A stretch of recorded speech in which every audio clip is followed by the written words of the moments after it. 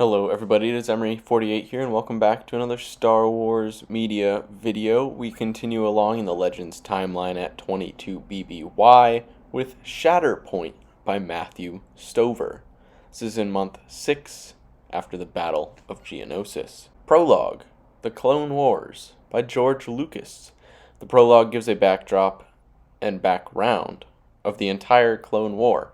Honestly, it's just cool to see a Legends novel with a prologue written by George Lucas. Introduction, Dangerously Sane, from Mace Windu's private journal. Now, there's a lot of times throughout this book that he writes in his journal, so it's not going to say that every time. Just know that he has a journal throughout the book where he details the events for the Jedi archives. Mace Windu dreams of Geonosis, but in his dream he kills Dooku, not letting him escape, halting the Civil War. Mace and Yoda met with Palpatine, who gave them information on Balawai, Mace's former Padawan, who is either responsible for a mass murder or she is being framed. An audio recording suggests she has fallen to the dark side, saying she has not gone mad, but has gone sane. Mace is going to his home planet, Harun Kal, where she had been fighting, to try and bring her back and find out what happened. Part 1. Men in the Jungle. Chapter 1. The Downward Spiral. Mace has landed at Harun Kal's capital, Palk.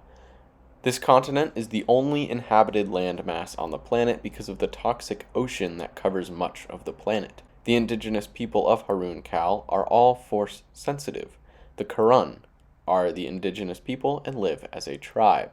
The government is controlled by the Balawai, or outsiders. They agreed to join the separatist movement to avoid a court case about their abuses of the Kuran. Mace beat up 2 police officers stealing from travelers as they came out of a shower. He did not use the Force or his lightsaber in the fight. Mace is being brought by a spy to his transport into the jungle. She was shot in a firefight. Mace got shot by the police while trying to save the lady's life, leading to her death. Chapter 2. Capital Crimes. Mace has been shot by stun rounds and arrested. Colonel Gepton, head of police, has let Mace go for 3,000 credits because he would rather get rid of his Jedi problem already on planet rather than receive an award for turning Mace into the Separatists. Mace has been cornered in an alley and fought off the group, escaping onto the roof. There were Kuran on the rooftops. One of them, Smiley, gave Mace Depa's lightsaber, and the Kuran fended off the people attacking Mace. Smiley invited Mace to follow him, saying Depa's lightsaber is his credentials. Chapter 3. Jungle to Jungle. Mace does not like the group of Kuran because they are murderers. Smiley assured him they do this because they are at war. Mace said the people they killed are not soldiers, so war is not a justification. Smiley's name is Nick Ratsu. His companions were Chalk, Lesh, and Besh. Lesh and Besh are siblings. Mace and the Kuran journeyed in a tinted car out of the city. The people the Kuran killed in the alley were the Republic intelligence team, which the Kuran said were planning on killing Mace in an accident. They also shot the woman in the street. The group has left the car and hikes toward and into the dark jungle. Chapter 4. The Summertime War. Nick revealed to Mace that the war on Harun Kal started long before the Clone Wars. The Kuran and the Balawai have been fighting every summer when the weather allows the two to come together for 30 years. The group found a collection of 7 corpses caught up in vines, already being eaten by the wildlife. Mace wanted to bury or burn them. Nick said to move on, especially since they could not burn the bodies anyway with the downpouring rain. They were not able to tell whether the corpses were Kuran or Balawai. Lesh confronted Mace in the night while heavily intoxicated. Mace lit his lightsaber in defense to find that Lesh was crying, not about to attack. Mace said they could talk in the morning. Once morning came, Lesh no longer wanted to talk, and Mace felt in the Force that Lesh would die by nightfall. They had been traveling through the jungle for days. Lesh had fallen off his mount. When the others went to check on him, they were ambushed by 3 gunships, one of which lighting up the clearing with a flamethrower. Chapter 5. Blood Fever. The Kuran were injured by the gunships as well as their mounts. Mace destroyed 1 gunship and damaged the other 2, causing them to retreat. Lesh had been stung by fever wasps When they sting, they leave their eggs in your blood, and the larvae go and eat the brain. They normally burn bodies to get the person out of the suffering, and burn the wasps before they hatch out the skull. Chalk and Besh have more recently been infected. Mace went to kill Lesh with his lightsaber because they did not have time to properly burn him. Nick is planning on attacking an outpost on the way to their settlement, sending a message to have the Jungle Master come to the outpost in an attempt to save Besh and Chalk's life. Mace does not like that the plan involves killing civilians. Nick said that out in the jungle, civilians don't exist. Chapter 6. Civilians. The group has arrived at the outpost. Chalk and Besh are being held in full thanatizine suspension in an attempt to keep them alive. Nick helped Deppa and Carvaster dress up the scene of the massacre. All the children were Kuran prisoners that the jungle prosecutors had murdered when the Kuran attacked their camp. There was no one at the outpost when they arrived. As Mace is protecting Besh and Chalk in the outpost, a nearby volcano erupts, and he hears children scream. There was a steam crawler with 5 children. 3 were unharmed, and Mace told them to get up the hill. 1 was unconscious, and the oldest was trying to help the unconscious one. When Mace tried to help them, the oldest shot at Mace. Mace had brought the 5 children to the outpost. They had fled their outpost when the ULF attacked. Multiple other steam crawlers have arrived at this outpost from the same direction the children came. Chapter 7. Games in the Dark. The Balawai did not trust Mace because he was a Jedi, so they attacked him. Then the ULF, led by Vastor, attacked the Balawai, surrounding them and then slaughtering them. Chapter 8. Lord Palk. Mace has met Vastor. He has pointed Vastor in the direction of Chalk and Besh to save a group of wounded Balawai from being unnecessarily massacred. Mace stopped another Kuran from killing a different group of Balawai that had surrendered. Mace made it to the bunker where Besh, Chalk, and the Balawai children were as Vastor went through the doorway. The oldest child had attacked Chalk and Besh, so Vastor killed him. Mace attacked Vastor but was too late, and Vastor blocked his strike. Mace stood in between Vastor and the remaining children, but Vastor said he did not make war on children. He killed the eldest because if one is old enough to kill, then they are old enough to die.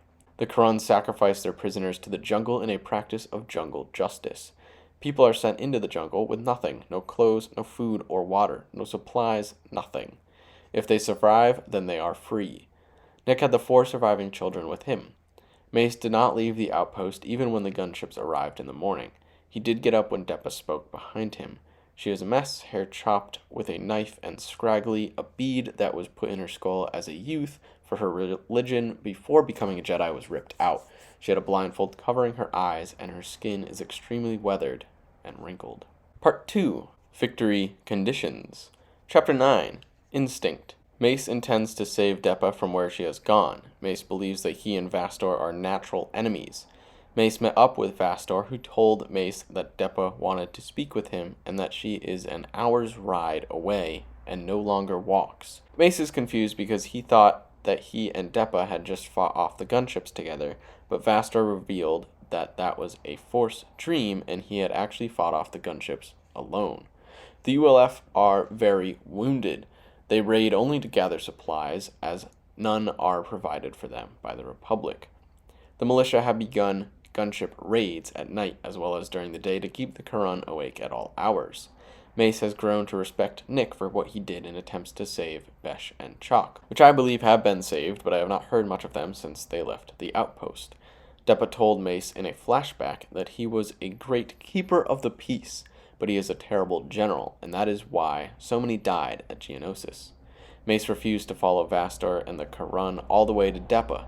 He said if she really wanted to speak with him, she could meet him. Vastor tried to refuse Mace's request, but reluctantly agreed. Mace has ordered Nick to bring the children and the adult prisoners to a safe place so the militia can rescue them. Chapter 10. A Jedi's Word. Mace beat up one Kuran guard and threatened the other. They let him and Nick through with all the prisoners. Mace told Nick he was the only person on Huron Cal he trusted to do the right thing, so he inducted him into the Grand Army of the Republic as a major, and said he could join him to Coruscant when he is done here on Huron Cal. Carvaster has cut off the path Mace, Nick, and the prisoners were taken just as Mace had expected Carr would do. Gunships came into view and took the Balawai. Mace gave them a message for Gep Tun, telling them to withdraw troops from the jungle and the war will be over. Mace said he solved the Jedi problem. If Gep Tun refuses, then he is the problem, and Mace will solve him. After the prisoners were freed, Carr and the Kuran guards and their act dogs surrounded Mace and Nick. Carr is bringing Deppa to them. Chapter 11. Hostage. Nick was a bit too chatty and Carr went to attack him. Mace stopped him, then backhanded Nick and told him to stay on the ground. Then told Carr that if he wants to deal with someone, then deal with him. Mace convinced Deppa that he could safely get her off planet. She told him that she was not in command, but Carr was. They were still alive because Carr liked her. Mace has arrested Deppa to prove to her that he plans on getting her to Coruscant alive. Deppa also mentioned that the ULF were made up for the reports, and the militia have been looking for them for a long time. In reality, it is just Carr and his tribe raiding the militia. Mace then confronted Carr. They both threw their weapons aside and fought with jungle rules, as all watched. Chapter 12. Jungle Rules. Mace and Carr fought in a bloody, intense wrestling match, both taking heavy damage. Carr held up Mace by the neck after Mace could no longer breathe or see properly. Carr knocked out Mace. When Mace woke up, Carr took his lightsaber. Mace had accepted defeat. Deppa told Carr that they would take Mace back to camp to heal him and send him on his way. Carr is going to keep Mace's lightsaber until he is ready to leave. Nick helped heal Mace's wounds, and they traveled together with Deppa. Mace revealed to Nick that he had challenged Carr even though he knew he would lose. Fighting Carr without weapons was the only way Mace knew he and Nick would survive, and it would allow Mace to stay with the tribe for a short while longer. Chapter 13. Jedi of the Future. Carr saved Besh and Chalk's lives, convincing the fever wasps to leave their bodies and enter the fire pit. Deppa told Mace that the Jedi will not win the Clone Wars. The Republic may win, but the Jedi will lose because they will not challenge their traditional values and become ruthless soldiers. She also said that people like Carr will be the Jedi of the future because he is more in touch with nature. Chapter 14. Final Entry. Mace and Nick made a final entry to Mace's journal he has been keeping for the Jedi Archives. They are in a Kuran refugee camp in a cave system. This is where the non-combatants have been surviving the war. Deppa is to meet them there, and they will then get on a Republic ship and leave. Mace can sense his and Deppa's lightsaber nearing. Something approached the cave and growled. Chapter 15. The Trap. Carr had come in place of Deppa to deliver his and Deppa's lightsaber to him. Deppa did not want to leave and also did not want to face Mace. Carr told Mace that if he and Nick did not leave with the ship, one of his men would blow up the ship, killing all on board. Mace refused to leave without Deppa, and told Carr that he was also under arrest. A sniper shot at Mace's heart, and Nick shot at Carr's head.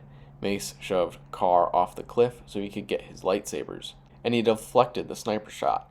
Mace could sense an attack coming from an orbital satellite.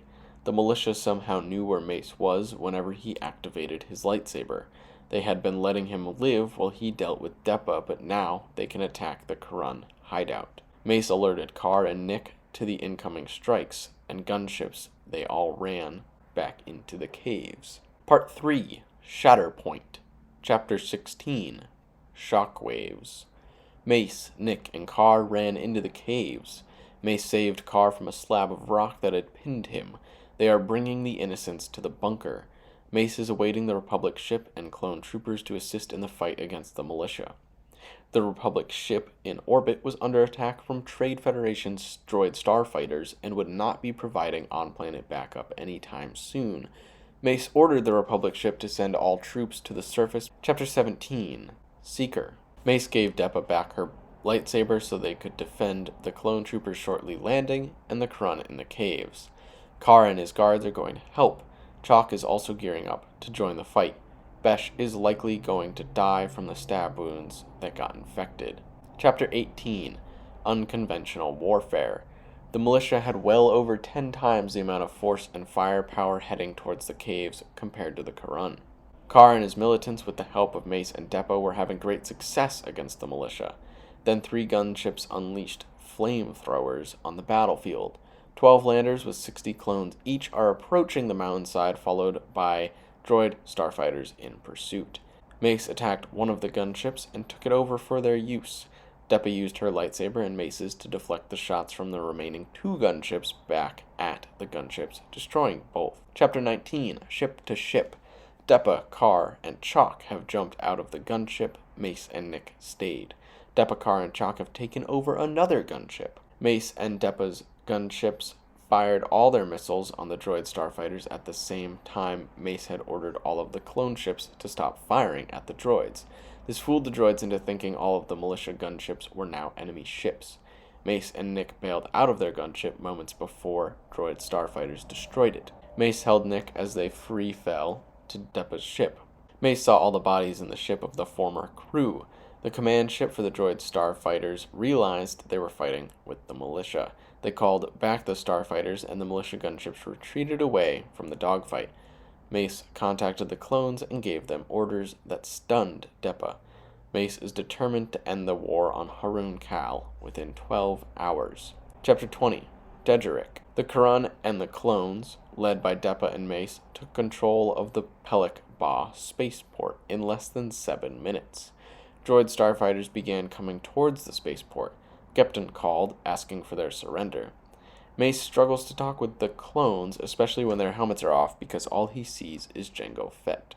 Gepton said his troops were overwhelming the few clones left behind at the caves protecting the Kuran civilians.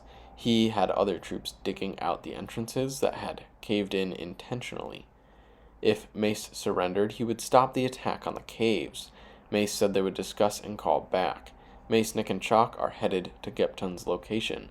Deppa is very weak and is staying at the spaceport with Car. Chapter 21, Inferno. Car has told Mace that he is glad that he did not kill him because of how far Mace has brought the Kuran in this battle. They both agree that they will still likely be enemies after the battle is done. Mace, Chalk, and Nick are using the gunship as a ground speeder, fighting off militia ground assault vehicles when needed and blowing holes through factories when the roads are too congested with militia. Hundreds of ships from the spaceport are taking off and being destroyed by droid starfighters, but these ships are being used as missiles into the city. Car called Mace, and Mace knows that he has killed the clone commander and taken charge of the spaceport. Car had also put explosives on Mace's ship.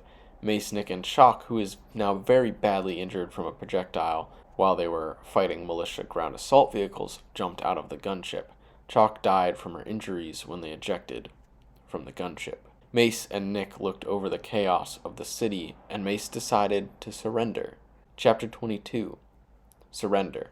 Mace and Nick have surrendered to the militia to earn a conversation with Gepton. Mace has reclaimed his lightsaber from the guards who took it when they surrendered, and he has put Gepton under arrest, surrendering Harun Kal and the greater system Al-Har to the Republic. Mace, Nick, and Gepton are heading for the spaceport. That is the only place Gepton can successfully stop the single jamming and order the droid starfighters to stop attacking.